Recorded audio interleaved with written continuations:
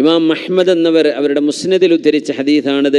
7 വർഷക്കാലം ഭരണം നടത്തുന്ന ഒരാൾ, എൻ്റെ അഹ്ലുബൈത്തിൽ നിന്ന് സയ്യിദായി വരുന്ന ഒരാൾ വരുന്നുണ്ട്. യുവാത്തി ഉസ്മു ഹുസ്മി വസ്മു അബി ഹിസ്മ അബി, എൻ്റെ ഉപ്പയുടെ പേരാണ് അവരുടെ ഉപ്പാക്ക്, എൻ്റെ പേരാണ് അവർക്ക്. അതായത് മുഹമ്മദ് ബിൻ അബ്ദില്ലാഹി അൽ ഹാഷിമിയിൽ ഖുറശി എന്ന പേരുള്ള ഇമാമുന മഹ്ദി റഹ്മത്തുള്ളാഹി തആല അലൈഹി ഭൂമിയിലേക്ക് കടന്നു വരും. യംലഉൽ അർള അദ്ലൻ ഖിസ്തൻ വഅദ്ല, ഭൂമിയെ നീതി കൊണ്ട് നിറക്കും.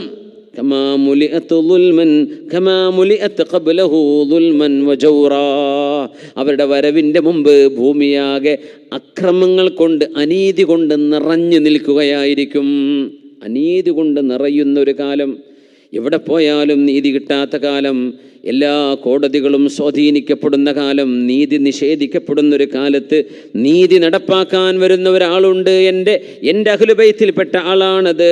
യകൂനു 7 സിനീൻ, 7 വർഷമായിരിക്കും അവർ ഭൂമിയിൽ ഉണ്ടാവുക എന്നും മഹാനായ റസൂലുള്ളാഹി സ്വല്ലല്ലാഹു അലൈഹി വസല്ലം ഇമാം മഹ്ദി തങ്ങൾ വന്ന് 7 വർഷം കഴിഞ്ഞാൽ നീതി വീണ്ടും സ്ഥാപിക്കാൻ വരുന്ന ആളാണ് നബിയുല്ലാഹി ഈസ ഇബ്നു മറിയം അലൈഹിസ്സലാം. അതുകൊണ്ട് ലോകാവസാനം വരെ നീതി അള്ളാഹു കാത്തു സൂക്ഷിക്കും. അത് കഴിഞ്ഞാൽ യൗമുൽ അദിൽ, യൗമുൽ ബഅത്ത്, പുനരുദ്ധാരണ നാള്, the day of recompense, the day of resurrection, അത് ദ ഡേ ഓഫ് ജസ്റ്റിസ്, അത് സമാധാനത്തിൻ്റെ നീതിയുടെ തുലാസ് അല്ലാഹു നാട്ടുന്ന സമയമാണ്.